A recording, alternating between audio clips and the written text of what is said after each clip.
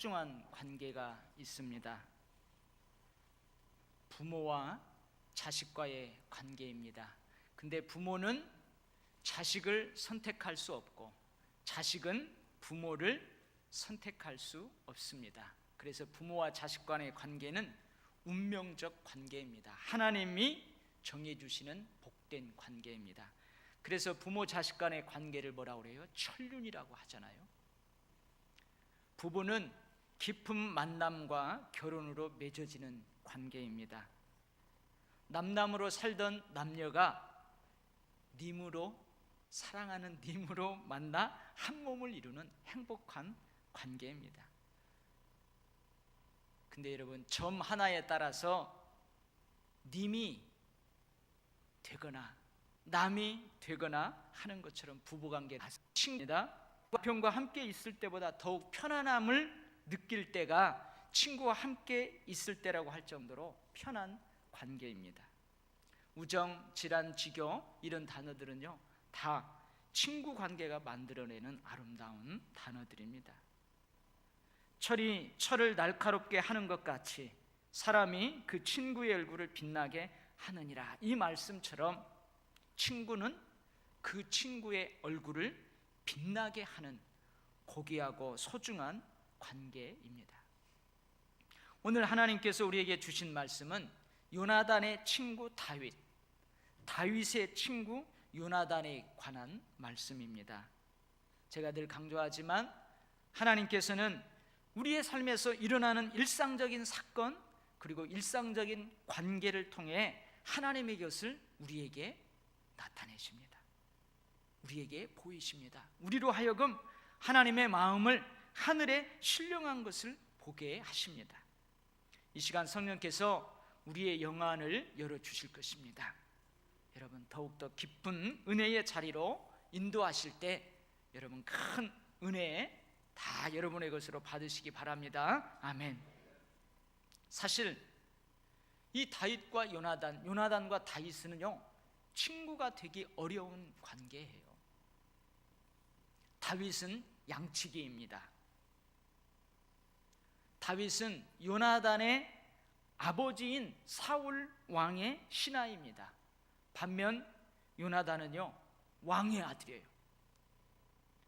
황태자죠, 황태자.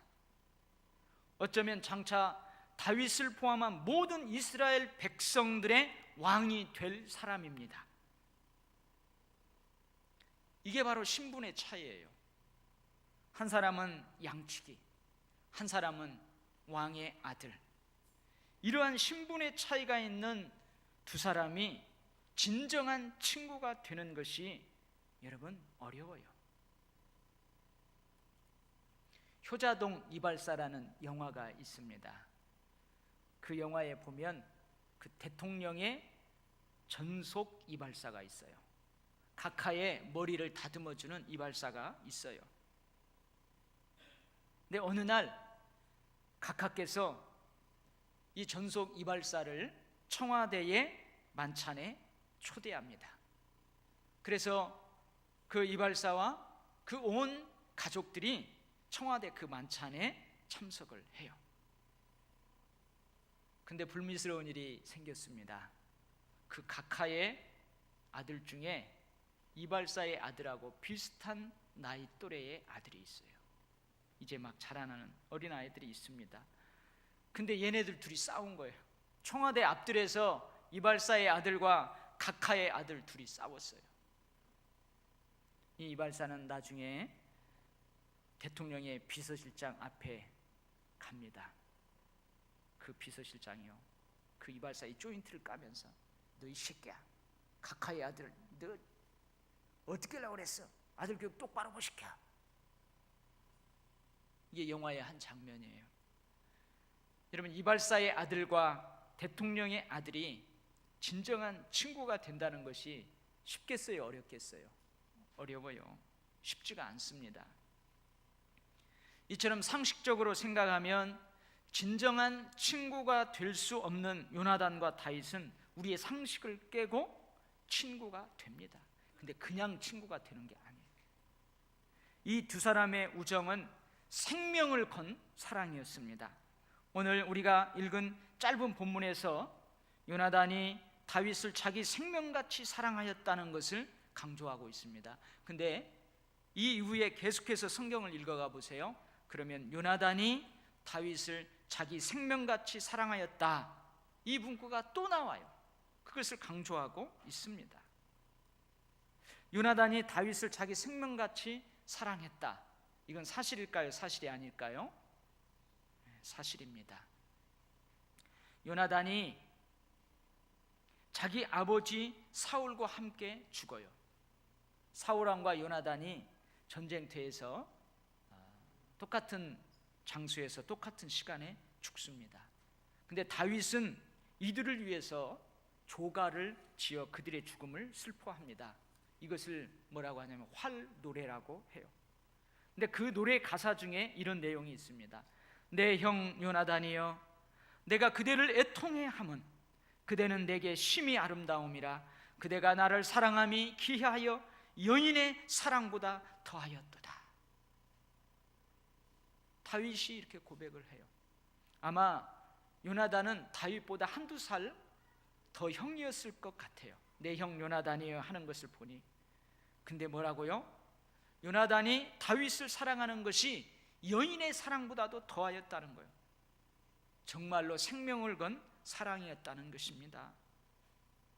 다윗도 요나단과 자신과의 우정이 여인의 사랑과는 비교할 수 없는 생명을 건 사랑이었다고 고백하고 있는 것입니다. 요한복음 15장에서 예수님은 우리를 예수님의 친구라고 하십니다. 예수님은 우리를 예수님의 친구라고 하십니다. 근데 여러분, 과연 예수님과 우리가 친구가 될 수 있을까요? 예수님과 우리가 친구가 될 수 있어요? 예수님은 우리와 친구가 될 수 있을까요? 한번 생각을 해보세요. 예수님은요, 온 우주 만물의 왕, 만왕의 왕, 온 우주 만물을 창조하신 창조주 하나님의 아들이세요. 하나님이세요. 시간과 공간을 초월하고 어느 것에도 제약받지 않는 초월자예요. 근데 우리는 피조물입니다. 한계가 있습니다. 약함이 있습니다. 죄인입니다. 근데 우리가 어떻게 예수님하고 친구가 될 수 있어요? 요나단과 다윗이 신분의 벽이 있었던 것처럼 예수님과 우리는 차원이 다른 존재인데 어떻게 우리가 예수님의 친구가 될 수 있어요? 예수님이 어떻게 나의 친구가 될 수 있느냐, 그 말이죠. 왕의 아들, 그리고 신하, 왕족, 그리고 양치기, 대통령의 아들, 그리고 이발사의 아들, 어떻게 이러한 생명을 건 우정의 관계를 맺을 수 있을까요? 첫 번째요, 올라오라 하지 않고 내려가면 가능합니다. 내려가면 가능해요. 이발사의 아들과 대통령의 아들이 어떻게 이런 생명을 건 우정의 관계를 맺을 수 있을까요? 쉽지 않아요. 쉽지가 않아요. 그런데 가능성이 있습니다. 가능성이 있어요. 대통령의 아들이 내려온다면 진정한 우정이 싹틀 수 있습니다. 대통령의 아들이 그 황태자의 자리에서 이발사의 아들의 자리, 평범한 자리로 내려온다면 그들 사이에서 우정은 싹이 틉니다. 오늘 본문에 보면은 요나단이 생명을 걸고 사랑한 다윗에게 주는 것이 있어요. 뭘 줍니까? 자기가 입었던 겉옷을 다윗에게 줍니다. 그리고 자기가 가지고 있던 칼, 활, 띠, 그리고 군복까지도 다윗에게 주어요. 요나단과 다윗이 살고 있던 이 성서 시대에 겉옷은 뭘 상징하느냐? 이 겉옷은요, 신분을 상징해요. 신분을. 무기는 뭘 상징할까요? 그 무기를 가진 자의 목숨을 상징합니다. 요나단의 신분을 상징하는 겉옷을 요나단은 다윗에게 입혀줘요. 요나단의 목숨을 상징하는 무기를 다윗에게 줍니다. 왕세자로서 입을 수 있는, 왕세자만이 입을 수 있는 특별한 겉옷을 요나단은 다윗에게 벗어주는 것입니다. 그 당시 이러한 무기가 그리 흔하지 않았습니다. 성경은 그러한 무기가 그 당시 사울과 요나단에게만 있었다고 기록하고 있습니다.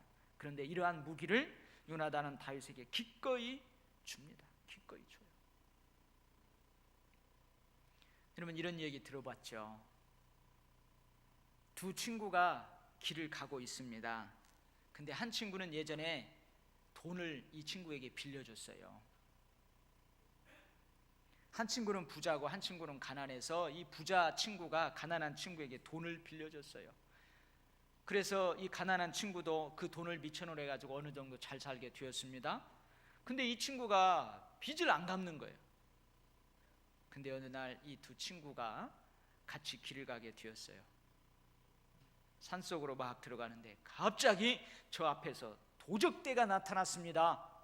그러자 그 가난한 친구가 에이, 이왕 도적에게 빼앗길 돈 빚이나 갚자 하고 그 부자 친구에게 자, 네가 내게 빌려준 돈 지금 나 갚는다 하고 갚아버렸어요. 에이, 못된 놈. 못된 놈이죠? 잘된 놈이에요? 여러분, 요나단이 다윗에게 준 선물은 이런 종류의 것이 결코 아닙니다. 요나단은요, 자기 겉옷을 벗어서 다윗에게 주었다는 것은 특별한 자신의 지위를 기꺼이 포기하고 내려온다는 말이에요. 기꺼이 포기하고 내려온다는 거예요. 자기의 목숨을 상징하는 그 무기를 다윗에게 준다는 것은요, 내 목숨보다 다윗, 너를 내가 소중하게 여기겠다, 그런 행동입니다. 근데 여러분, 이 사무엘 18장을 계속 읽어가다 보면은 이 요나단이 참 나약한 사람처럼 느껴집니다. 다윗에게 너무 일방적인 것 같고 비굴한 것처럼 느껴져요. 어쩌면 자신이 차기 대권 주자로서 나약하기 때문에 자기가 그 대권을 이어가지 못하고 다윗이 이어가게 되니까 다윗에게 생명을 건 사랑을 함으로 자신의 생명을 연명하려고 하는 것처럼 그렇게 보입니다.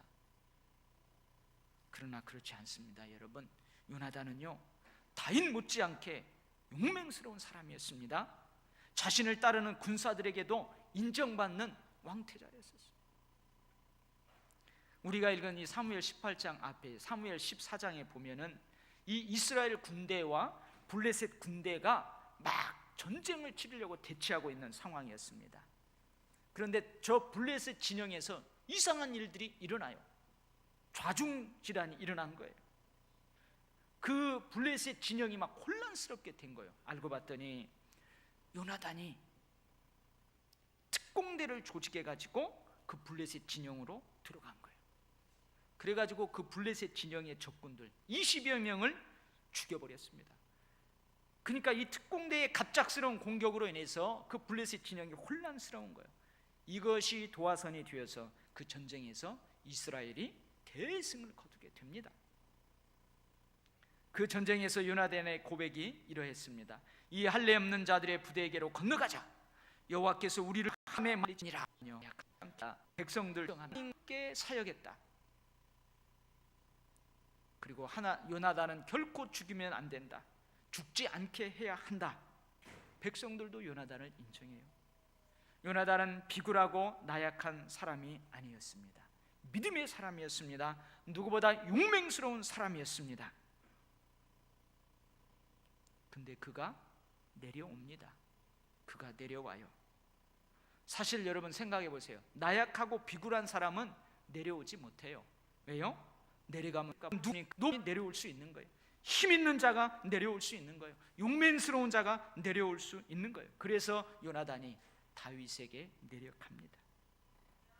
요나단이 내려간 그곳에 다윗과의 우정이 뿌려집니다. 요나단이 내려간 때에 있습니다. 여러분, 우리는 진리를 같이 내려오십니다. 하나님의 본체이신 그분이 약하디 약한 인간의 몸입니다. 그 찾는 가로. 그래서 이번 옷을 입는 못고 예배 시작 전에 꼭 그렇게 해주세요. 이들이 떠드는 소리가 있어야 되지만 이 설교 때는 두 번은 요나단 칭찬하는 그들은 되는 것입니다.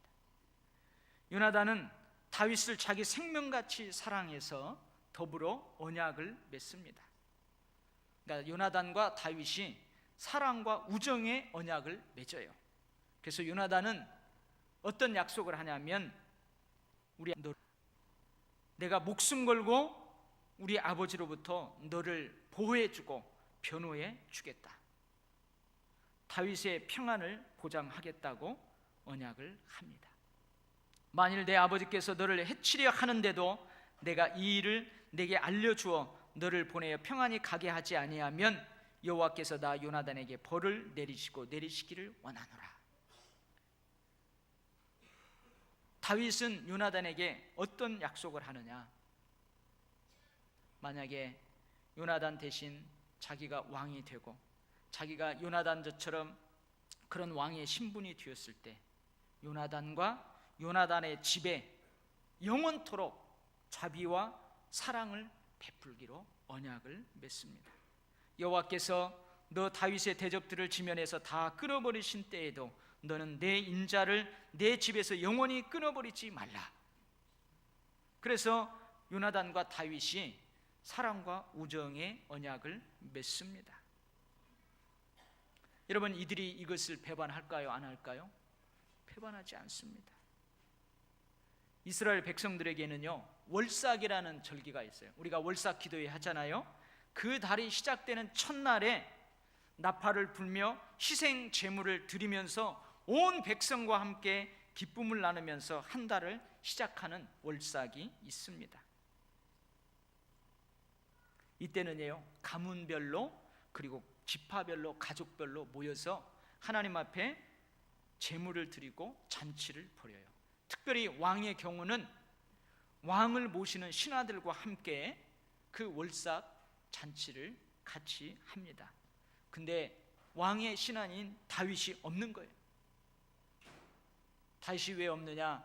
그날에 사울 왕이 다윗을 죽이려는 음모를 가지고 있다는 것을 알게 돼요. 그래서 다윗이 거기에 참석하지 않습니다. 근데 요나단은요, 그 자리에서 어떻게 하느냐?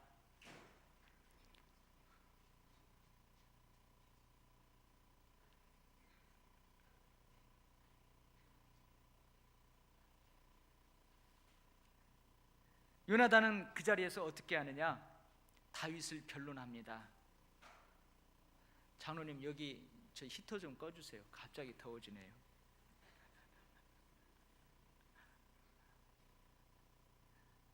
요나단은요, 그 자리에서 다윗을 변론해요. 다윗을 보호합니다. 그러니까 아버지 사울왕이 뭐라고 하는 줄 아세요? 이놈아, 네가 장차 나를 이어서 왕이 될 터인데 네가 다윗을 변론해? 지금 네 왕권을 노리고 있는 다윗을 변론해 줘? 이런 못된 놈 하면서요, 그 자기 아들 요나단을 향해서 단창을 던져버려요. 창을 던져버려요. 무슨 말이에요? 이처럼 요나단은 자신의 생명을 걸고 다윗을 변호하고 다윗을 보호합니다. 다윗과의 약속을 지키는 거예요. 배반하지 않는 거예요. 요나단이 죽습니다. 그런데 요나단에게는 아들이 한 명 있어요. 무비보셋이라는 아들이 있어요. 근데 이 무비보셋은요, 다리를 저는 장애예요. 장애인.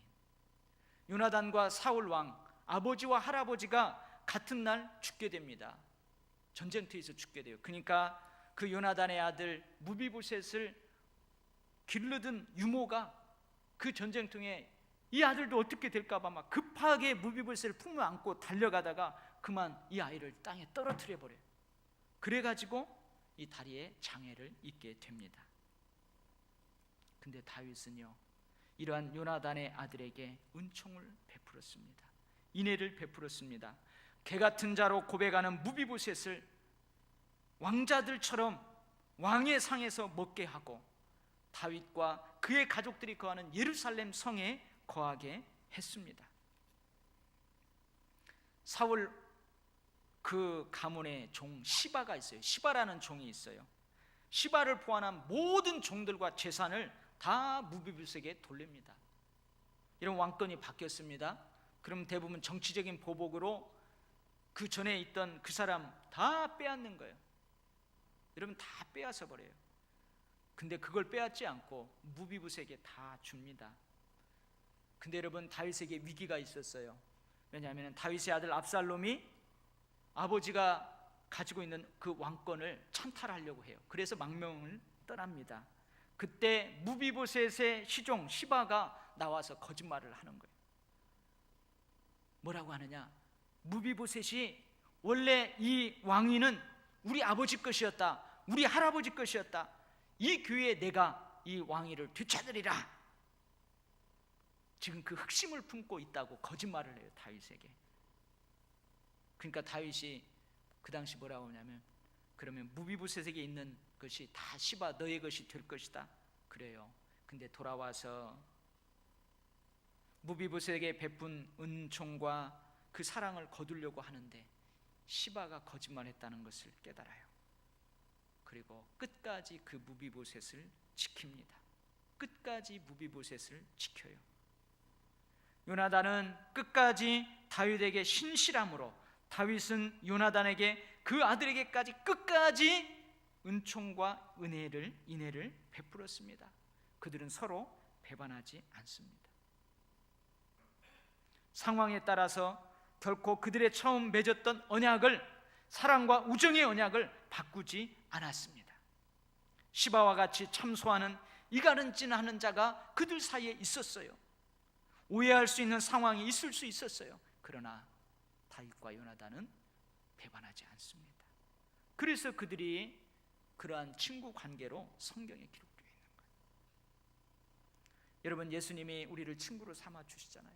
우리가 이 땅에서 뿐만이 아니고 이 땅을 떠나는 저 천국에서까지 예수님이 우리에게 영원한 친구가 될 수 있어요. 어떻게 하면요? 여러분, 예수님이 여러분의 손을 꼭 붙잡고 있습니다. 그 손 놓지 않으면 돼요. 여러분, 그 손을 꼭 부여잡은 그 예수님의 손을 놓지 마시기 바랍니다.